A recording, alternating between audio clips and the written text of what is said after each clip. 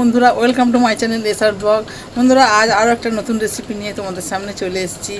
আজ আমি তোমাদের বানিয়ে দেখাবো দই এঁচড়। তাহলে দই এঁচড় বানাতে কী কী উপকরণ লাগছে তোমরা দেখে নাও। আমি একটা এঁচড় 1 কিলো ওজনের একটা এঁচড়কে আমি কেটে নুন হলুদ দিয়ে সিদ্ধ করে রেখে দিয়েছি। আর দেখো, এখানে টমেটো কুচি করে নিয়েছি, এখানে আদা রসুন টুকরো করে রেখেছি, আর এখানে পেঁয়াজ কুচি, আর এখানে আছে বাদাম, চীনা বাদাম, আর এখানে আলু টুকরো করে রেখেছি, আর কাঁচা লঙ্কা, আর রয়েছে এখানে টক দই, আর গুঁড়ো মশলা রয়েছে এখানে। দেখো, জিরে, গোটা জিরে আছে, লঙ্কা গুঁড়ো, হলুদ গুঁড়ো, চিনি আছে, নুন আছে, গোটা গরম মশলা আর তেজপাতা। আর লাগছে ঘি দেব আর সাদা তেল। তাহলে বন্ধুরা, এবারে রান্নাটা শুরু করা যাক। বন্ধুরা, প্রথমে আমি দেখো তেল গরম হয়ে গেছে, আমি এর মধ্যে গোটা জিরেটা ফোড়ন দেব। গোটা জিরে আমি পেঁয়াজ কুচিটা এর মধ্যে দিয়ে দেব।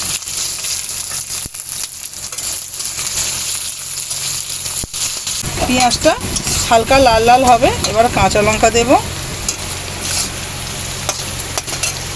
আর দেব এই আদা আর রসুনটা দিয়ে দেবো এর মধ্যে, গোটা গোটাই দিয়ে দেব।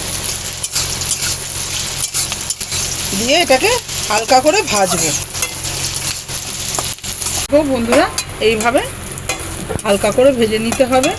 এবারে এর মধ্যে আমি দিয়ে দেবো বাদামগুলো।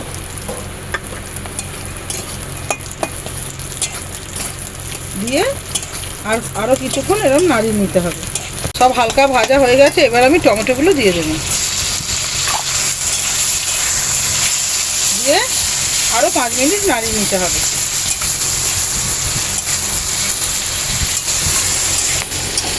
এইভাবে আরও 5 মিনিট নাড়িয়ে নেব। নিয়ে এবারে এটাকে তুলে ঠান্ডা করে পেস্ট বানাবো।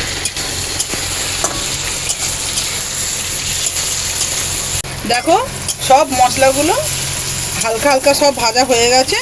খুব কড়া করে ভাজবো না, কেন এটাকে আবার কষাবো তো, যার জন্য এইভাবে হালকা করে ভেজে নিতে হবে। এবার আমি এটাকে তুলে নেব মিক্সিতে। তেল গরম হয়ে গেছে, এবার আমি আলুগুলো ভেজে নেব।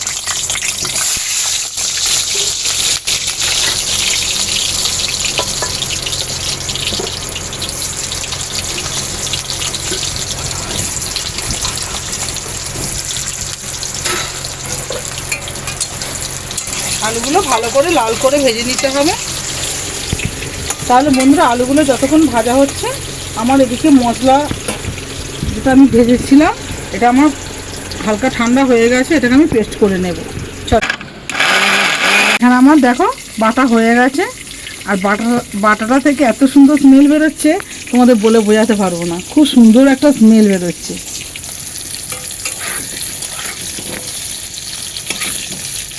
এইভাবে হালকা করে মশলা ভেজে বেটে তরকারি করলে, যে কোনো তরকারি তার টেস্ট পুরো অন্যরকম হয়ে যায়। তোমরাও এইভাবে ট্রাই করবে।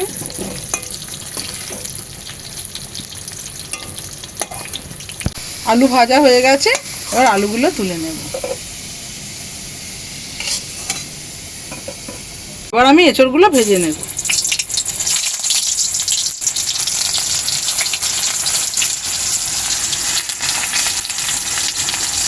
সব এঁচড়গুলোকে ভালো করে ভেজে নেব।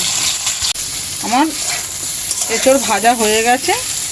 দেখো, কড়া করে ভেজে নিয়েছি। একটু ভালো করে ভাজতে হবে, তবে ভালো লাগবে। এঁচড়গুলোকে এবার তুলে নেব।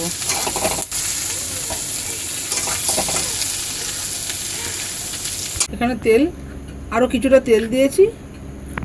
এবারে এর মধ্যে 1 চামচ ঘি দিয়ে দেব।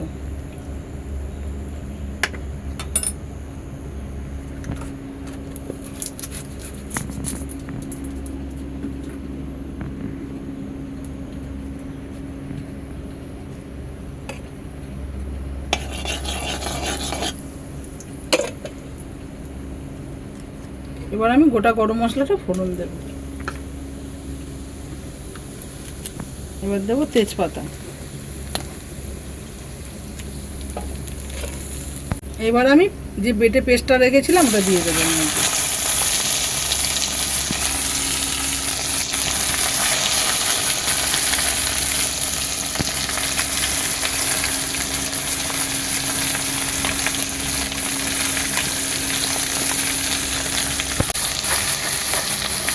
দেখো এইভাবে খানিকক্ষণ কষাতে হবে, মিনিট 5 কষিয়ে দিতে হবে।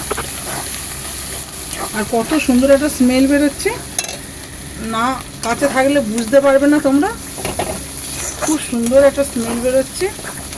এবারে একটু মিক্সি ধোয়া জলটা এর মধ্যে দিয়ে দেবো, দিয়ে আরও কিছুক্ষণ কষাবো। এর মধ্যে একে একে আমি গুঁড়ো মশলাগুলো দেব।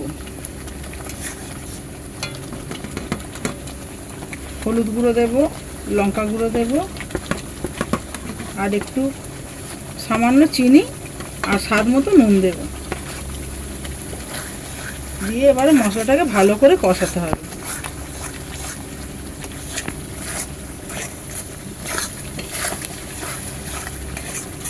কত সুন্দর একটা কালার এসছে।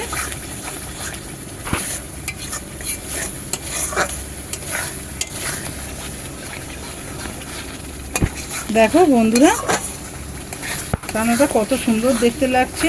আর আমি সবসময় চেষ্টা করি একটা ইউনিক কিছু করার, কারণ এখন বাচ্চারা তো ইউনিক না হলে সব সবজি কোনো কিছু খেতেই চায় না। বাচ্চারা প্রতিটা জিনিস খাওয়ানোর জন্য একটু একটু নতুনত্ব তার মধ্যে দিই, যাতে তারা সেটা খেতে পছন্দ করে।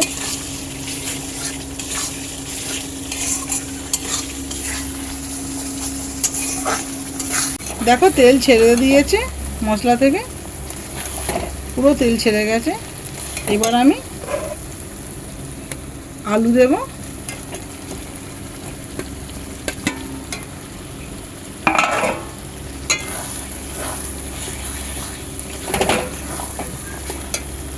আর ভাজা এঁচড়গুলো এর মধ্যে দিয়ে দেব।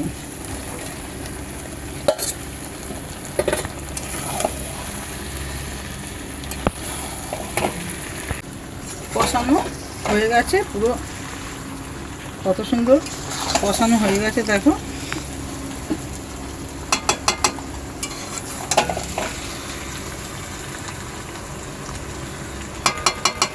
এবার আমি এই টক দইটা দিয়ে দেব, একটু ফেটিয়ে। এখানে 200 গ্রাম টক দই আছে, 1 কিলো এঁচড়ে আমি 200 গ্রাম টক দই অ্যাড করছি।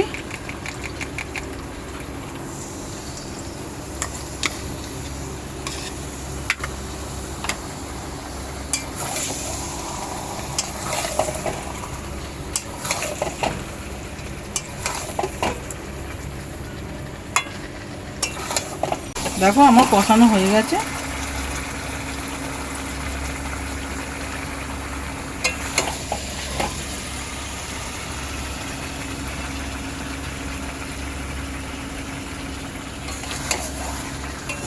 এইবার আমি সামান্য একটু গরম জল অ্যাড করব,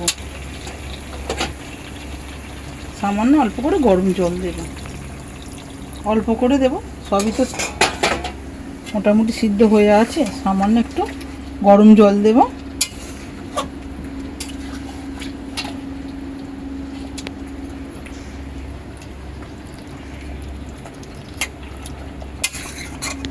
তাহলে বন্ধুরা রেসিপিটা দেখে কেমন লাগছে, আশা করি তোমরা রেসিপিটা দেখে বুঝতে পারছো কেমন হতে চলেছে।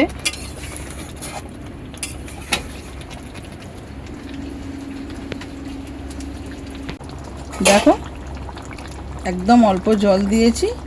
এইবারে আমি 5 মিনিটের মতো চাপা দিয়ে রাখবো, আলুটা সিদ্ধ হবে আর মশলাটা মানে গ্রেভিটা তো একদম শুকিয়ে শুকিয়ে আসবে, সেই ইয়েতে নামাবো। কত সুন্দর একটা কালার এসছে বন্ধুরা, রেসিপিটা দেখে ভালো লাগছে তো।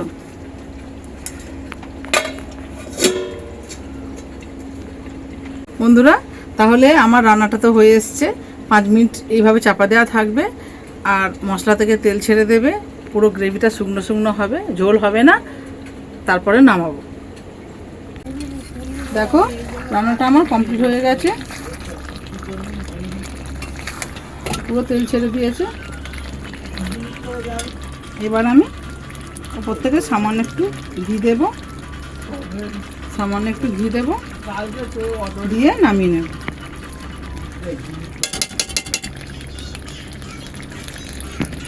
তাহলে রান্নাটা আমার কমপ্লিট হয়ে গেছে।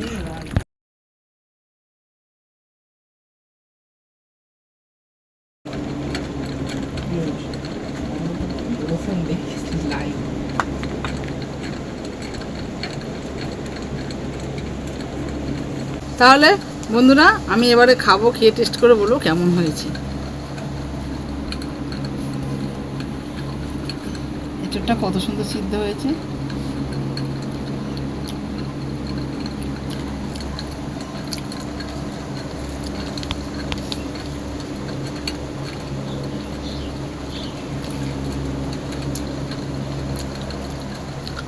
সত্যি খুব ভালো হয়েছে।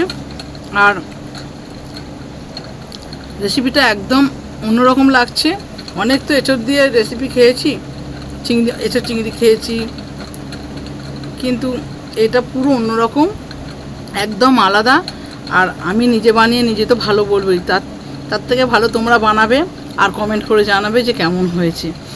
আর ভিডিওটা যদি ভালো লেগে থাকে লাইক কমেন্ট শেয়ার অবশ্যই করবে। আর যারা চ্যানেলটা নতুন দেখছো তারা প্লিজ সাবস্ক্রাইব করবে। তাহলে দেখা হচ্ছে পরের ভিডিওয়। রাখছি, টাটা, বাই।